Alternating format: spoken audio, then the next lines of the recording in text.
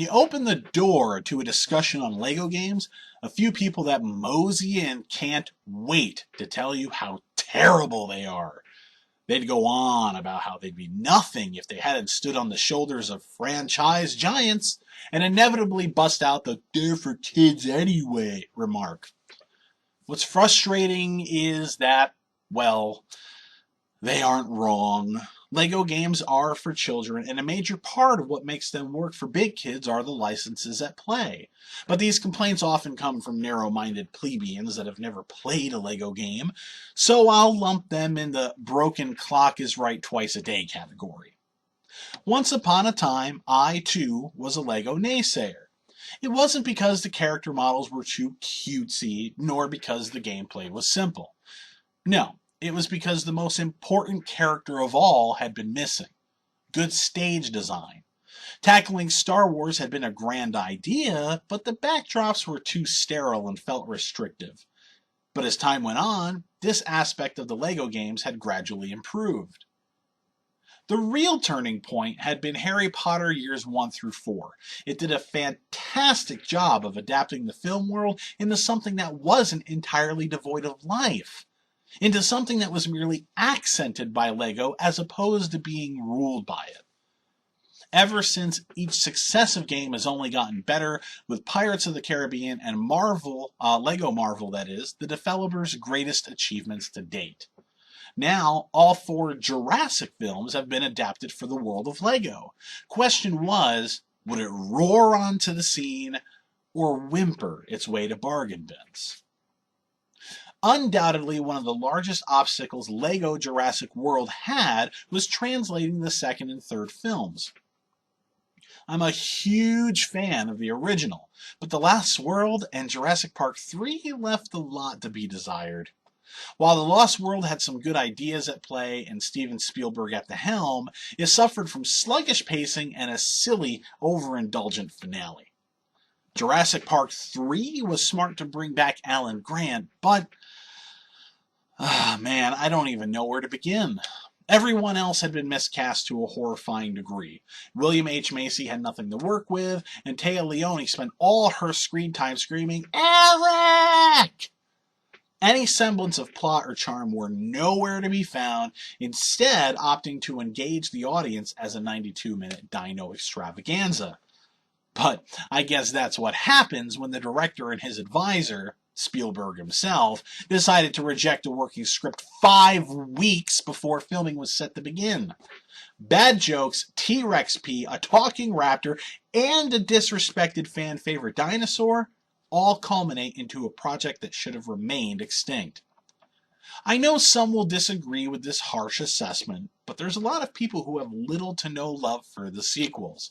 So, why would people want to play through them in a LEGO game?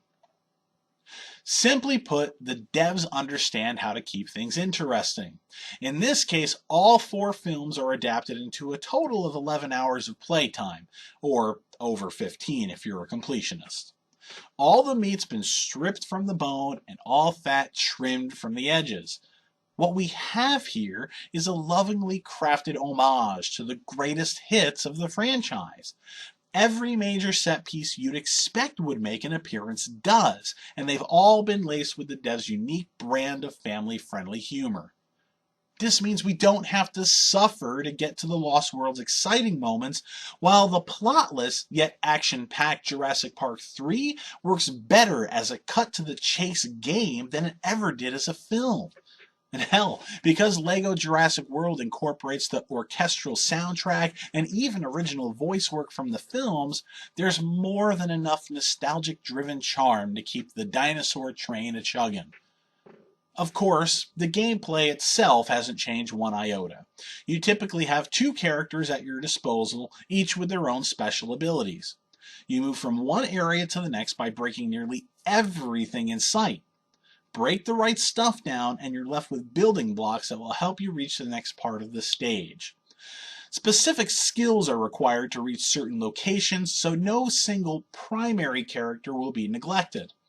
Otherwise, everything else you beat down will leave behind LEGO bits, the game's currency which can be used to unlock new characters, vehicles, and even dinosaurs.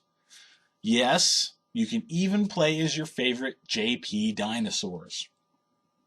Very few are accessible through the primary campaign, however.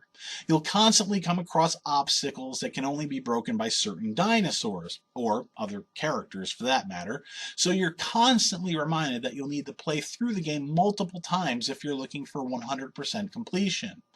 It would have been great to give us more control of the T-Rex, but the only extended time spent with him, her, is during a playable bonus stage during the end credits for each film. Before moving on though, let's address something about those character abilities, because honestly, I'm surprised the doofs of Gamergate haven't caught wind of them. While the guys are sneaking, shooting, grappling, chopping, or fixing their way through obstacles, the girls, get this, scream to break glass and leap into ginormous piles of dinosaur shit. Now, I'm not personally bothered by this because it echoes the source material. Women in the entirety of the franchise are quite strong, and digging through poo actually showcase their intellect, not some kind of weakness. Unfortunately, this doesn't work as well in the context of a Lego game. But let's be honest, if you're playing Lego Jurassic World, you've likely seen the films and know what the deal is. But if you have yet to see Jurassic World, stay away from that portion of the game until you do. Shouldn't be long. I anticipate a DVD or Blu-ray release in October. In my opinion, it's the first sequel that actually behaves like a worthy successor, but that experience might be lost on the audience that's already had key moments spoiled by this game. Anyway, the gameplay does get a little tedious, and the devs acknowledge that by tossing an occasional chase sequence at us. Once in a while, you'll find your characters running at the screen with a dinosaur licking their chops a few dozen feet behind. There's pieces of Lego currency to collect here as well, but unless you know what side of the screen they'll appear on next, since you can't see what's coming, you're bound to miss out on more of the goods than you'd like. Unfortunately, these chase sequences also get tedious since they seem to be the only variation in gameplay throughout. Well, almost. Once you hit the Jurassic World portion of the game, you'll get to ride around in those human-sized hamster balls, as seen in the trailer, which provide new ways to solve environmental puzzles. You'll also shoot projectiles from turrets, guide compies through green pipes, bash triceratops through concrete barriers, and quick-time event your way through massive dino battles.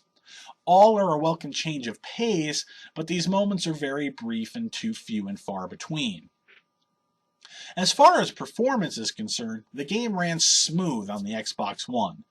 Lego titles aren't exactly demanding though, so that much isn't much of a surprise. The only issue I stumbled upon during my time with the game was that a character would get stuck, meaning I'd have to quit and reload my most recent save. This wasn't an isolated incident either, as it happened a total of 4 or 5 times.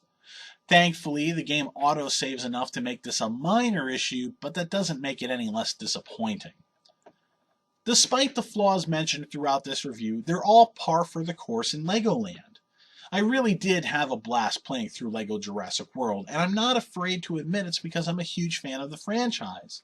I mean, that's the appeal of any Lego game, is it not?